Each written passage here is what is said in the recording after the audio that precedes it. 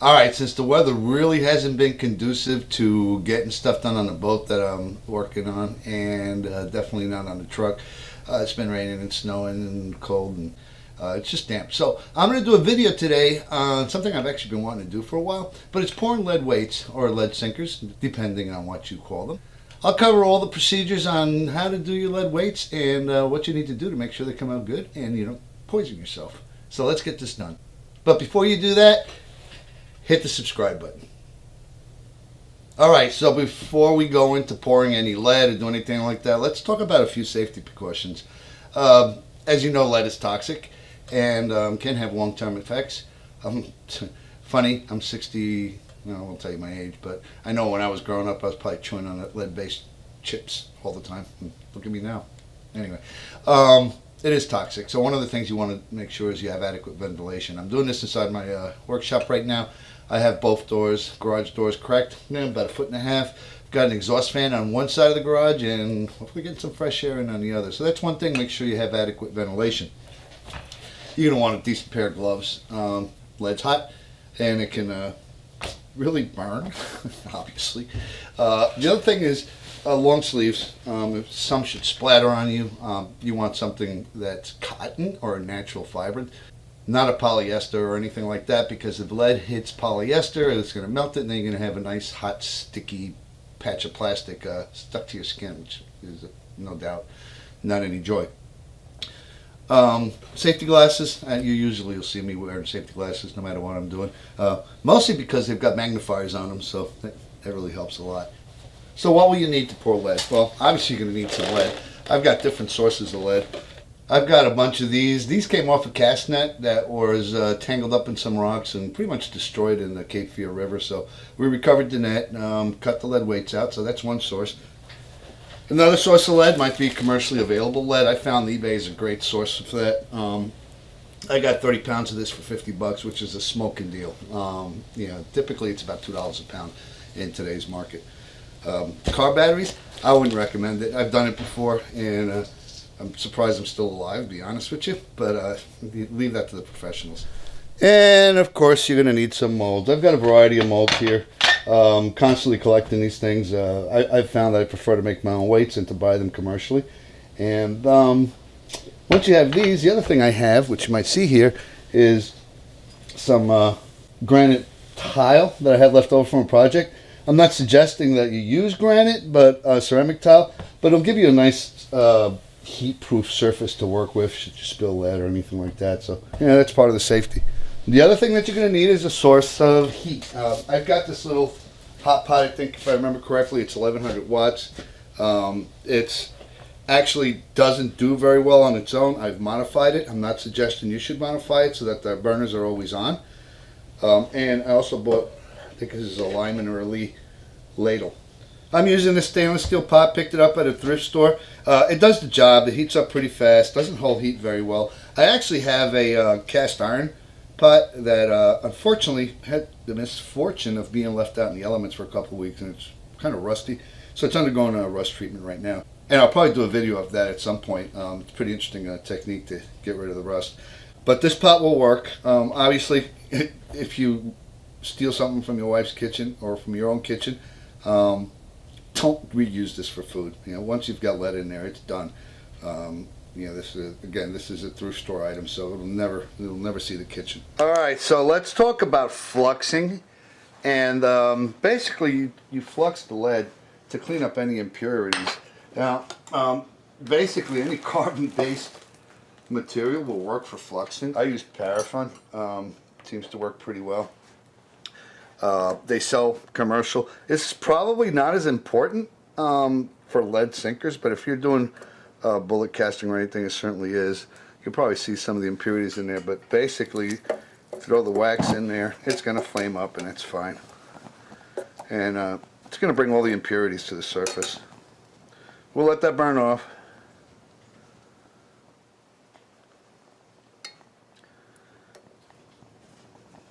See all that slag?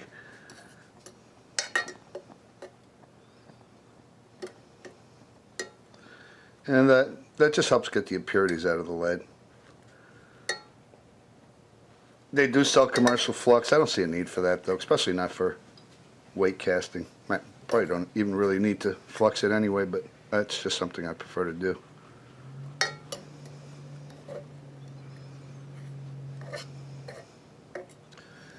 Alright, so it's fluxed. The next thing I'm going to do is I'm going to put this ladle in there. I want this ladle to be extremely hot. I don't want it cooling off or any of the lead solidifying while it's in the ladle. We'll let that sit for a few minutes and then we'll do a simple pour into some bank weights, and that'll be the first one. I'll do a few more complex weights, and we'll go on with that. So some other tools you'll probably need is a long pair of needle nose and a small screwdriver to pry it out. Alright, so we'll start off with a small weight. These are no-snags. They're marked 2, 6, and 7, which makes no sense because they're supposed to be ounces. But anyway, that's not important. What you want to make sure is that this is clamped down really close. The mold has to be hot. With these smaller weights, it may not be that important because there may be enough heat and a slow enough pour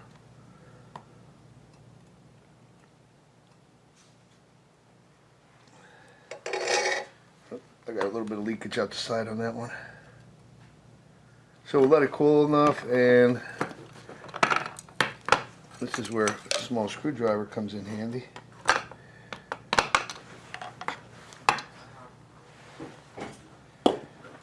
So these actually poured really well without, and I don't advise you pick these up. If you see the extra flash on this one, it's because I wasn't holding the handle tight enough. Otherwise it wouldn't be there. So what we'll do, we'll let these cool off. We'll cut off the flash and put that back in the lead pot. Alright, so that was one type of weight.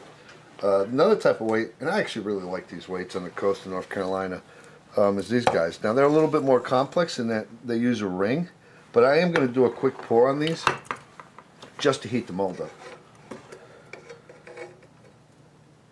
And these are a little bit bigger.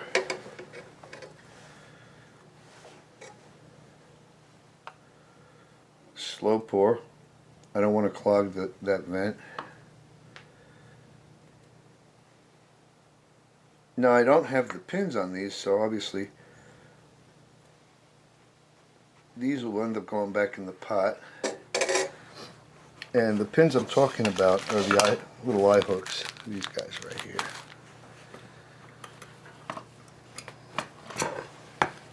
Actually got a good pour right off the bat, which is unusual.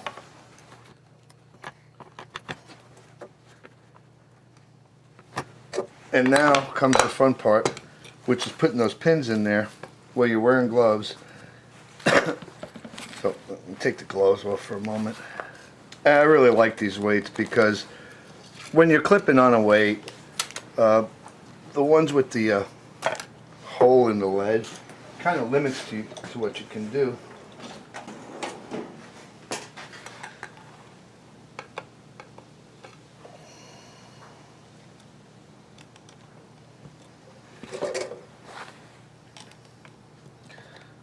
Now these will fit on there with a little bit of pressure. And yes, the mold is hot.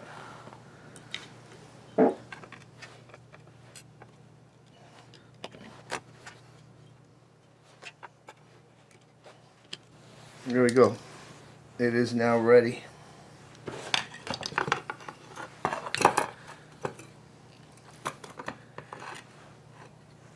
See the top of those little hooks right up there. Put my gloves back on. And thankfully the mold's still hot.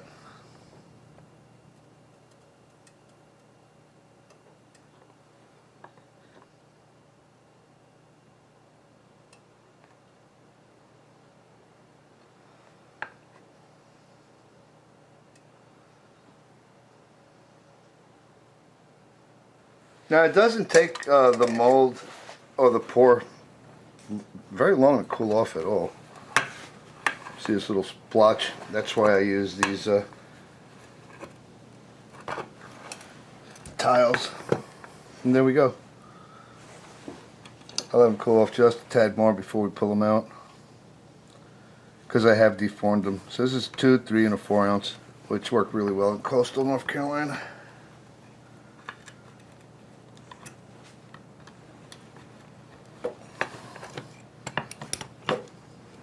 Put those aside and we'll cut the flash off once we're all done.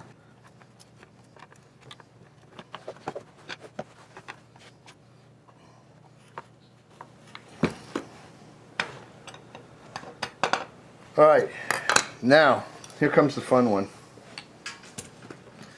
The next one's a little bit more complex, and the reason it is because it actually has pins that go through the middle of it.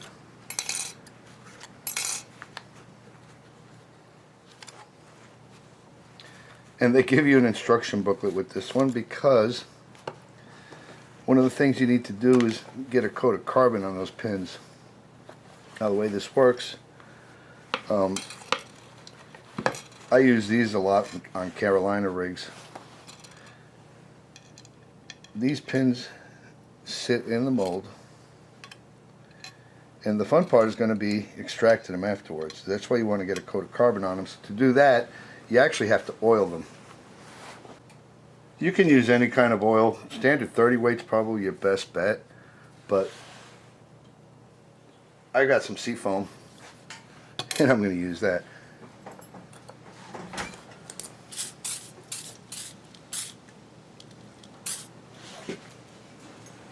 Probably 30 weight would be better, but this should work just fine.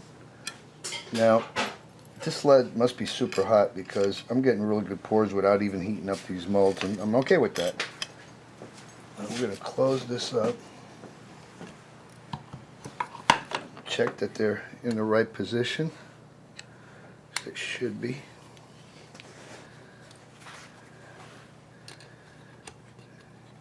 And push them back through.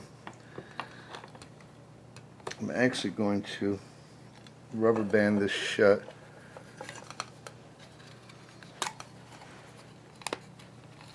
I say that, but alright. That's going to hold everything tight. And you can do that with all your pours. Just adds a little bit of a extra step.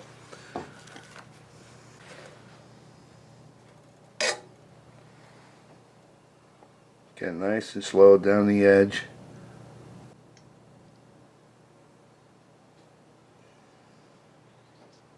There we go.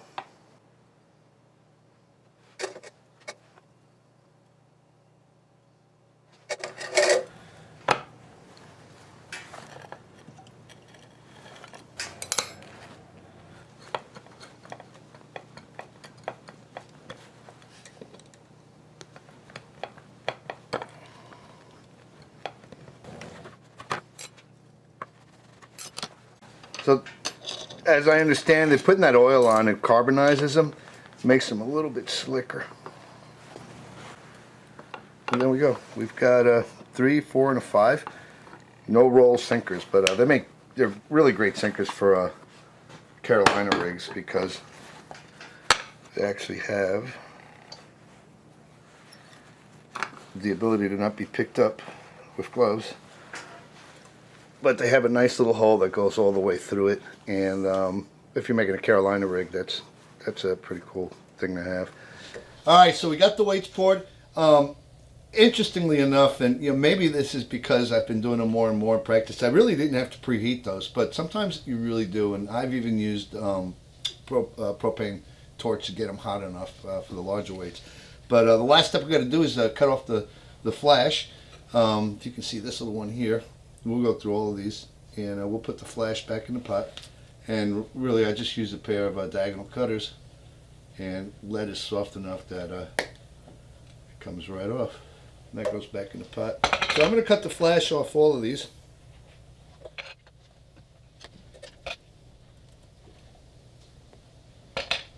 And of course, all these little drips I got here, I'm going to pick them up and put them back in the pot. Turn the pot off.